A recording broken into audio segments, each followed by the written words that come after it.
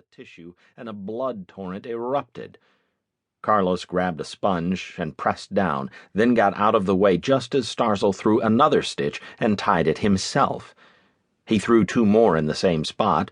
Carlos tied one and Shun the other, and finally the bleeding stopped. Shun frowned at me and vaguely shook his head. I decided I could cut the ends of the stitches after they tied them. It was a job we gave to medical students. I was a trained surgeon, and a good one by all accounts back in Utah, where I'd finished my training less than a month earlier.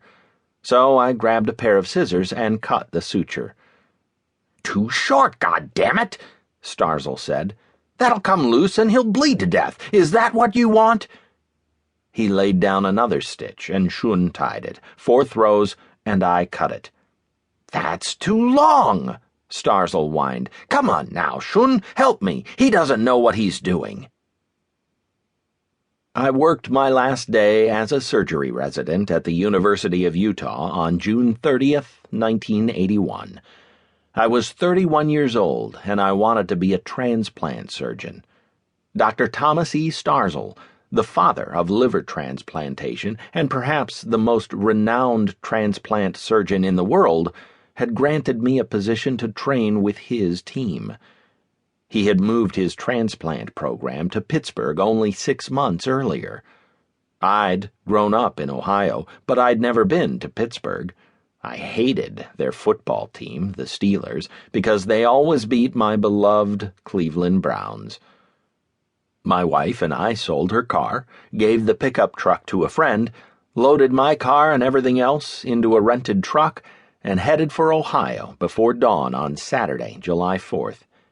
8 miles east of Point of Rocks, Wyoming, we hit an antelope yearling just as the sun rose above the rocks and sage.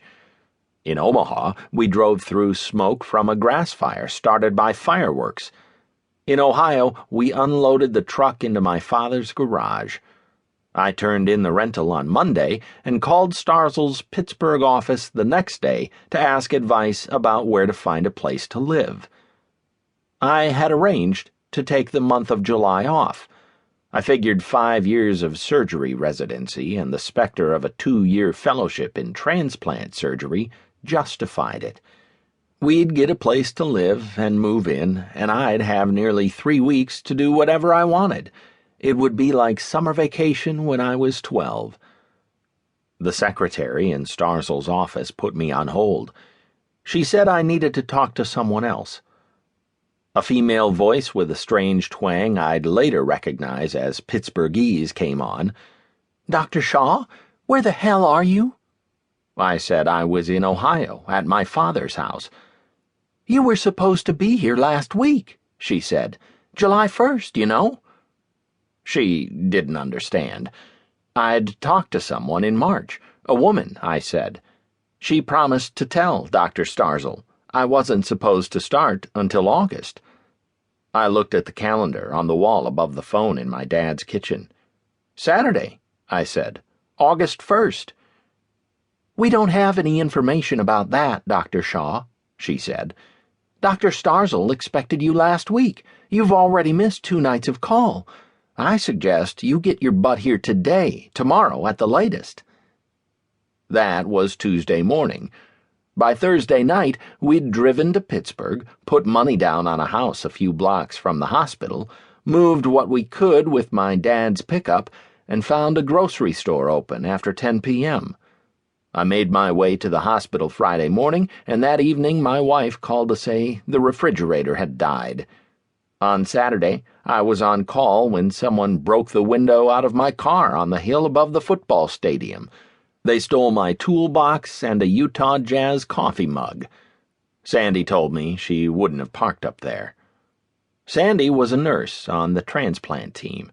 She led me around the hospital my first day and told me where not to park on my second. When we went to the adult intensive care unit, a young woman in a short white coat and a shiny new stethoscope draped around her neck asked me to sign a petition banning liver transplants. "They're unethical," she explained.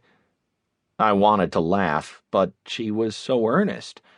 I said I was the new transplant fellow.